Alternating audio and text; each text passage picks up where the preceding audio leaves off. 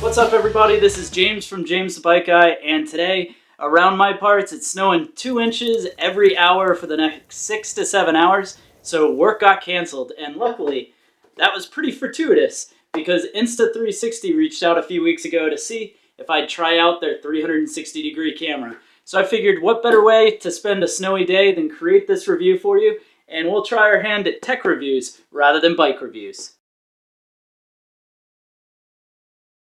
Just in case you're not familiar with some of the options that are out on the market, before we talk about this Insta360, let's talk the OG. Now, this is a Hero 8. As you can see, it's had a tough life, but this is GoPro's version of an action cam. Works pretty well, and I use it in a whole bunch of videos. They're more recent, although not the most recent. They just came out with a 10. They've got the little bit bigger GoPro 9 and 10 that now have a front-facing screen, which the old one didn't. And those are sort of like the Kleenex of action cams. It's the action cam that everyone uses and everyone has.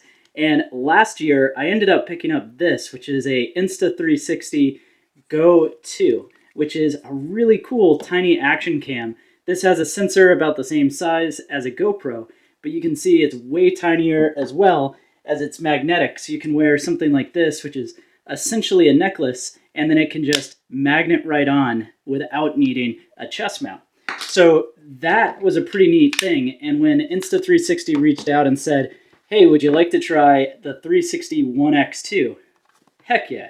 Basically, the idea here is this is a 360 camera, which means this guy is going to have one lens on one side, one on the other. And these are matched up with 180-degree lenses to be able to effectively get a 360-degree field of view.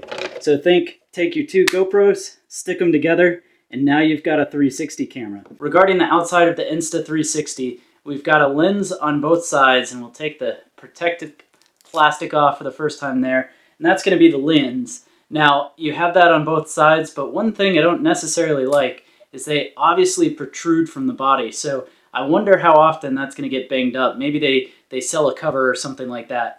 But on the side, it looks like you have a main microphone, although we've got a couple others around here, I'm not sure how many. Power button on one side, front screen, and then on the other side, if we do this top port, kind of clip that up, we'll have a USB-C port in there. And then the other side, if we push down, is going to come out the battery. Now, this battery is 1630 milliamp hours. Hopefully that's going to have plenty of runtime. But what I like about this compared to my Insta360 Go 2, no replaceable battery. This has a replaceable battery, so at least like the GoPros, you can do that. Now, it does run on a micro SD card, which is going to slide right into the side and go underneath where the battery is now going to clip in. So if that presses together. So once I got this charged up to begin using it, you've got that power button on the side that we can go ahead and power it up, and it's going to have a few different modes. So the neat thing with this is you've got this 150-degree mode that you might see there, and that effectively is just acting as if it was an action cam. And if you tap it, you can circle that around, and then you'll see right now it's showing off the camera, just working as an action cam. The other neat thing you can do is if you click on the 150, this is going to change it up to be a 360 cam. So if I start recording, what you'll be able to see now is I can actually spin the camera all the way around the area that I'm working in, and it's recording 360. Other neat things you can do with this, you're going to be able to run it through a camera, you can set it up to shoot video, time-lapse, and inside of this camera you can either shoot in a 360-degree camera or you can do this panorama mode, which is super cool because right out of the box, if we click this, it's going to capture as one panoramic image. It's very neat. Now in video modes, you're going to be able to shoot this in a standard front-facing camera, either in 1440p or 1080p. And then in 360 cam, we're going to be able to record in a few different settings. In 5.7K, you can record either in 30 frames per second, 25 or 24 frames per second. In 4K, which is what we'll shoot when we go outside, 30 or 50. And then really neat, in 3K, you can actually shoot up to 100 frames per second. So hopefully I'll get to be able to play with that with a RC car and see what really slow-mo happens. But 4K 50 and enough time with the talking head, let's go for a ride.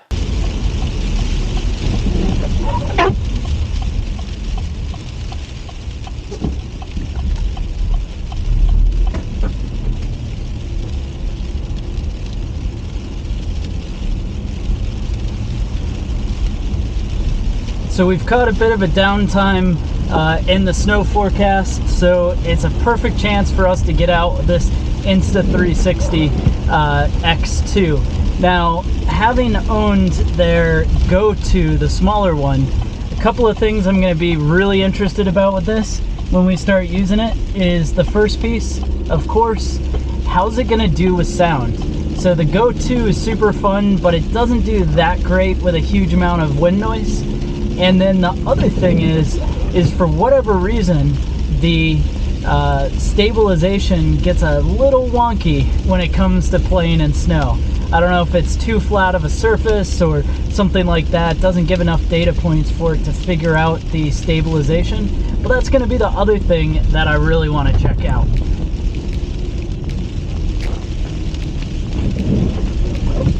And here in this winter wonderland, we should be able to kind of zoom around and check things out.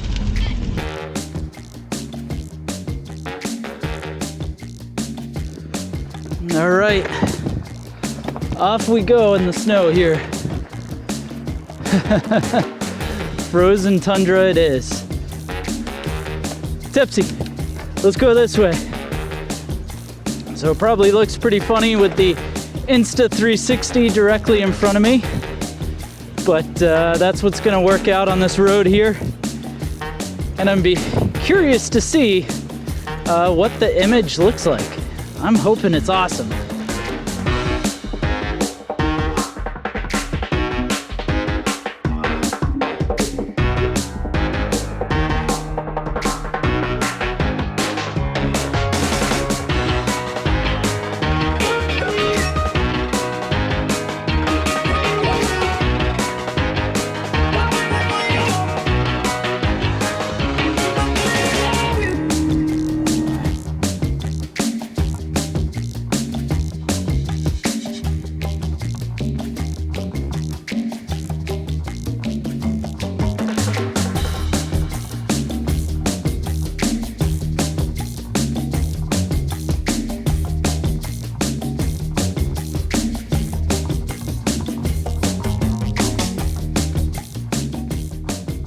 So what are you thinking so far? Right now, I'm holding it up kind of like an action cam out in front of me.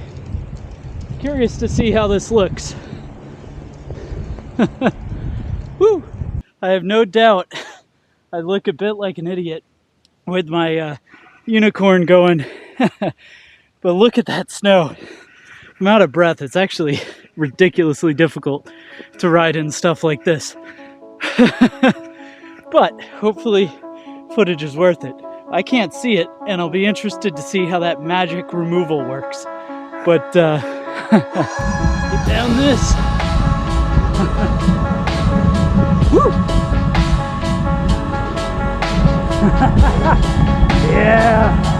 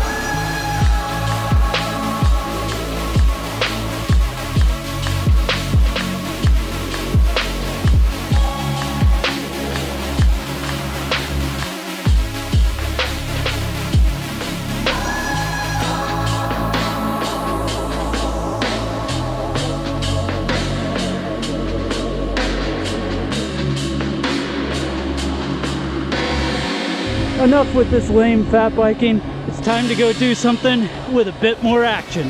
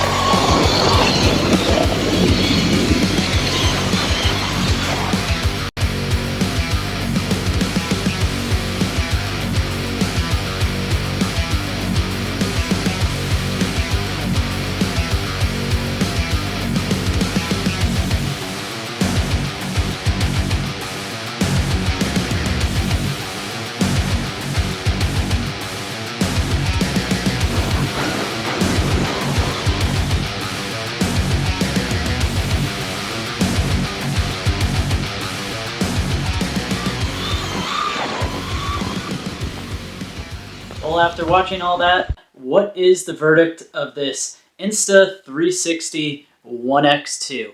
Well, quite simply, I really enjoyed using this for a couple of reasons. The first would be because of the ability to adjust perspective in post.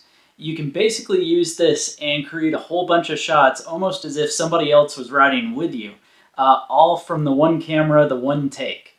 Now, the downside of doing that is, of course, well, editing takes a while. This video that you're watching, I'm not quite done, but I'm about 2.5 hours, almost 3 hours into moving everything around, because once you take the video, you then have to put it in Insta360's editor, which you can either do on your phone or on the laptop. I liked it a lot better on the laptop, but then you have to render the file and then take the file and put it into your video editor.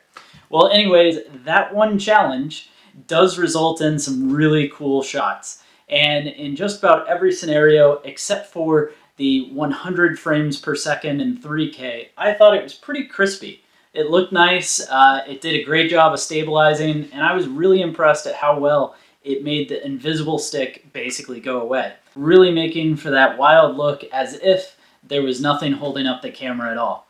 Now, one other thing that I really wish was a bit better was the audio. As you saw in the video, there wasn't too much in the way of audio coming from the Insta360 One X2. And the reason for that is as it got extended out, you used that selfie stick to bring it far, far away.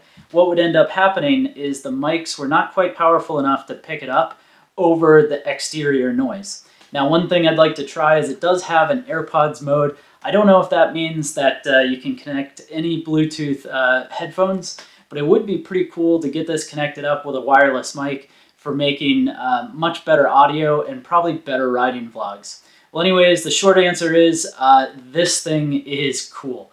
I really enjoyed it. I hope you guys did too. Go ahead and let me know your thoughts down in the comment section below. And I suspect you'll be seeing this thing in a lot more videos of mine, getting those extra shots to make the riding vlogs a bit better.